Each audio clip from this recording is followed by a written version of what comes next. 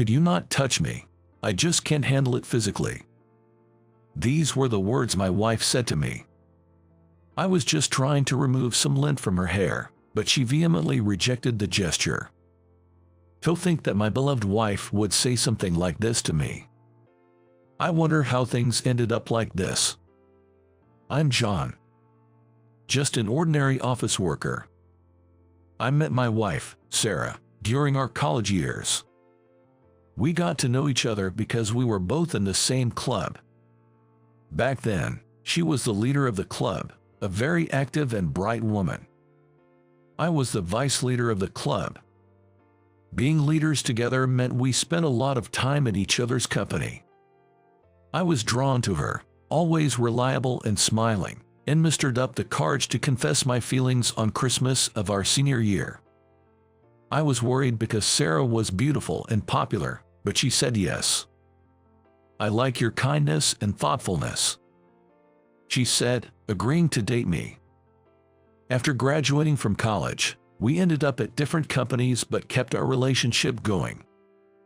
We would spend our weekend going on dates to amusement parks and aquariums.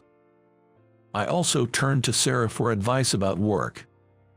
I was struggling to fit in at my new job, but she would give me advice and encourage me. "Everyone goes through this at the start.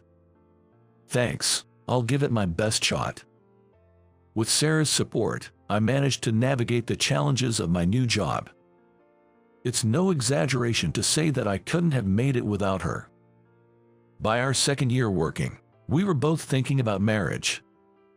I proposed to her at an observatory with a beautiful night view. "I will make you happy, Sarah. I'm looking forward to our life together."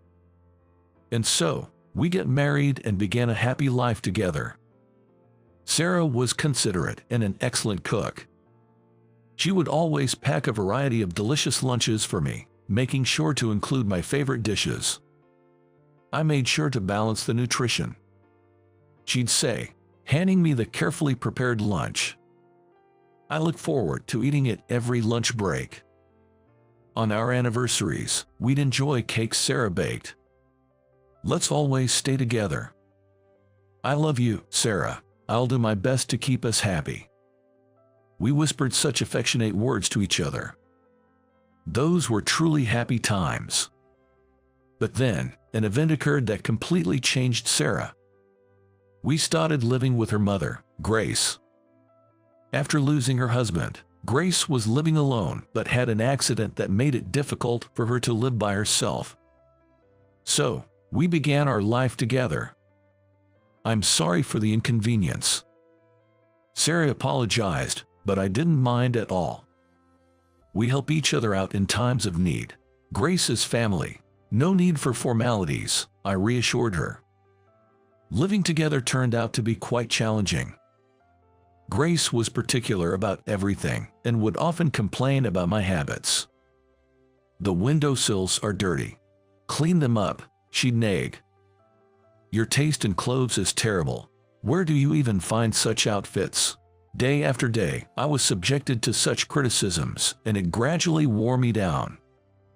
I had hoped Sarah might defend me to some extent, but she never took my side. Instead, she joined in the criticism, saying things like, "Oh, that really is dirty. Clean it up right away, and you have no sense of fashion. Get rid of those tacky clothes immediately." My wife had never behaved like this before. I was utterly confused. "Sarah, why do you only say such harsh things? Consider my feelings too." I asked her when we were alone, but all I got back was a brash response. "What are you talking about? What's wrong with pointing out flaws? If you were more careful, you wouldn't be criticized like this." But still, enough, you're being annoying. Instead of complaining to me, why don't you work on improving yourself or help out with the chores? Sorry. Overwhelmed by Sarah's assertiveness, I ended up backing down. Reluctantly, I tried to be more considerate around Grace. I made an effort to clean more than before and took greater care with my appearance. I thought that by doing so, they might ease up on their criticisms a bit. However, my efforts were misplaced. Sarah and Grace's behavior only escalated, and by the time a year had passed since we started living together, their remarks had almost reached the level of verbal abuse. "Stay away from me. You smell and it's disgusting." "That's right. It would be terrible if Sarah ended up smelling like you. Go somewhere else." I was driven out of the house even on my days off. After wandering aimlessly around the neighborhood, I made a habit of sitting by the riverbank, sipping canned coffee alone. Looking at the park near the riverbank, I saw couples enjoying each other's company, reminiscent of the peaceful times Sarah and I once shared. It felt just like when we ourselves were in such harmonious times. How can we return to those happy days? Sarah had truly changed. Gradually, she stopped making lunches for me, and I found myself eating sandwiches and bread from convenience store during lunch breaks. When colleagues asked, "What happened to the lovely lunches your wife used to make?" I felt awkward and didn't know how to respond. I wanted to reclaim our happiness, but I couldn't fathom why Grace and Sarah were so harsh towards me. I had resigned myself to the idea that Grace was just that kind of person, but I wished Sarah would return to her old self. I understand Sarah taking the side of her mother, Grace. But still, this is beyond any reasonable limit. Initially, I wondered why Sarah had changed, but eventually, I even started to think that maybe this was the real her. The thought that the sweet Sarah I knew might be gone saddened me. Regardless, I was stuck in a rut, unable to find a solution. In stark contrast to me, Grace and Sarah seemed to get along well. They even started using social media to share moments from their enjoyable life. From bits of their conversation I overheard, it seemed they had a decent followers. I was completely left out. This stress at home started affecting my mood at work too. I was subjected to a barrage of insults from morning till night, and upon returning home, I was greeted with yet another onslaught of verbal abuse. As the end of the workday approached, my heart grew heavier. One day, this state of mind led me to make a significant mistake. I missed an important meeting with a client. Michael had told me it was an important meeting, but for some reason, thoughts of my home life distracted me, and I zoned out. I forgot to jot down the date of the meeting in my diary, and it slipped my mind completely. On the day of the meeting, the client called when I failed to show up. I rushed to the meeting place to apologize, but the client was furious. "We will reconsider our dealings with your company," they said. Thanks to Michael's intervention, the situation was salvaged, but I was severely reprimanded. It was a crucial meeting that affected our company's sales. How could you forget something like that? I'm terribly sorry. I kept apologizing, but I was told that this incident would be reported to the higher-ups. I hope nothing comes of it. However, not long after, my wish was easily shattered. I was transferred to a regional branch office as part of a personal change. This branch was notorious as a place where problematic employees were sent. It seemed my salary would also decrease. Michael didn't say it explicitly, but it was clear this was a demotion. I thought to myself, as if things weren't bad enough at home, now this happens at work too. I hit rock bottom. Moreover, I had to tell this to those two. Just being there got me criticized for everything. Imagining their reaction to my demotion was disheartening. "I'm home," I announced upon returning, but no one replied. When I entered the living room, the two were chatting away happily. But as soon as they noticed me, their faces turned sour instantly. "What? Don't just stand there. Go away. You're in the way." Sarah began her assault. I don't want to say this. That's what I thought in my mind. My spirit was immediately dampened, but it was something that had to be said eventually. Gathering my courage, I informed them about my transfer. Sarah's reaction to my news was colder than I had anticipated. "Let's get a divorce," she said. "What? A divorce?" I was shaken by her sudden statement. But Sarah continued relentlessly. I hate the idea of living in the countryside. Plus, your salary is going to decrease, right?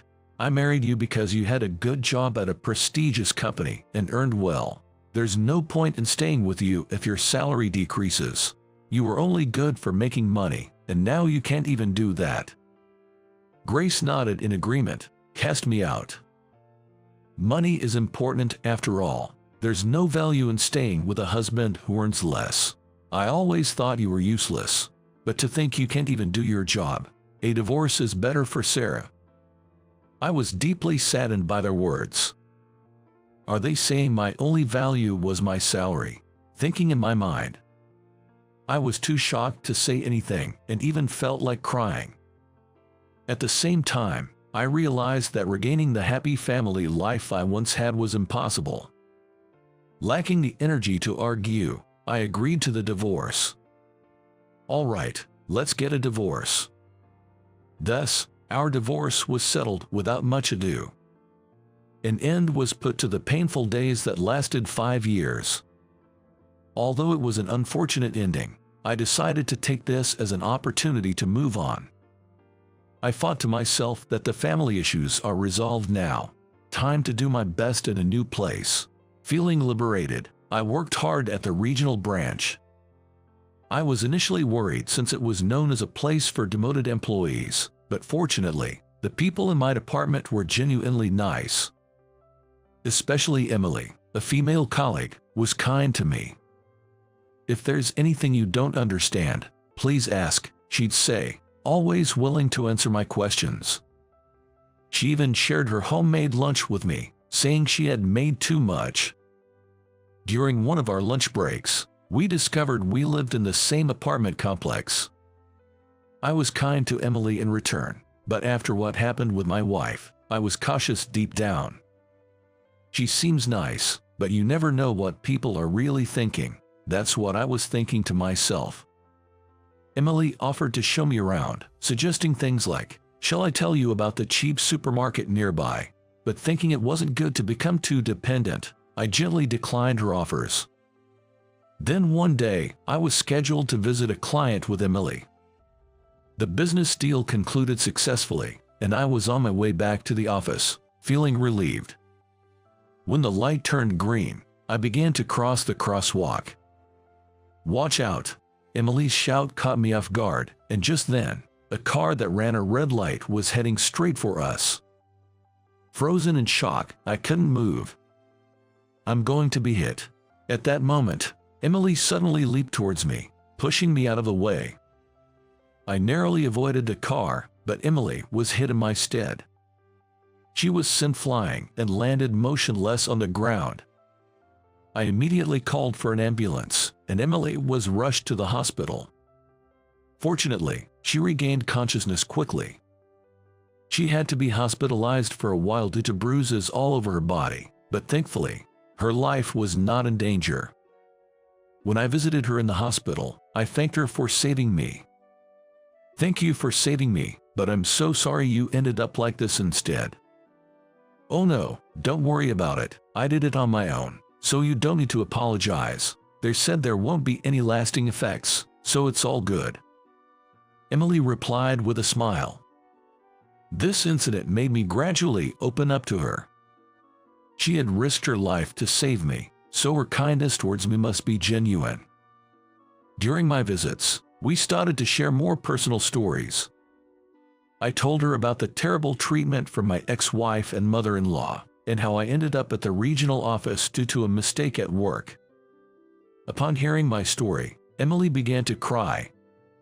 "What's wrong?" I was taken aback, not expecting my story to make her cry. "Actually, I'm also divorced. My ex-husband used to abuse me physically, and it just brought back those memories." Really, I was surprised to hear this. I heard that Emily's husband was kind at the beginning of their marriage. However, after he was laid off, he began to drown his sorrows in alcohol and started physically abusing Emily. Although she managed to get a divorce, she still had scars from the abuse. Like me, the stress from her home life affected her work. leading to her transfer to the regional office.